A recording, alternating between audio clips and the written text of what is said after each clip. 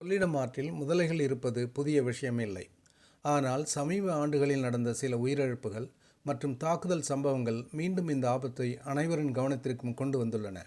அதனால் ஆற்றில் இறங்கும் முன் கூடுதல் கவனம் அவசியம் வேண்டும். குளிக்க சென்றவர்கள், மீன்பிடிக்க சென்றவர்கள் என சிலர் முதலை தாக்குதலுக்கு உள்ளான சம்பவங்கள் பதிவாகியுள்ளன.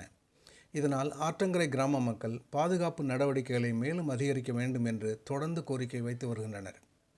காவிரி மற்றும் கொள்ளிடம் ஆறுகளில் வெள்ள நீர் அதிகமாக திறக்கப்படும் காலங்களில் முதலைகள் ஒரு இடத்திலிருந்து மற்றொரு இடத்திற்கு நகரும் வாய்ப்பு அதிகமாக இருப்பதாக அதிகாரிகள் எச்சரிக்கின்றனர். அதனால் வெள்ள காலங்களில் ஆற்றங்கரைக்கு செல்லும்போது கூடுதல் எச்சரிக்கையுடன் இருப்பது மிகவும் அவசியம்.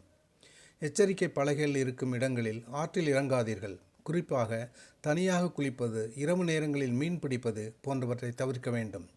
சிறிய குழந்தைகள் ஆற்றங்கரைக்கு சென்றால் பெரியவர்கள் அவர்களை எப்போதும் கண்காணிக்க வேண்டும்.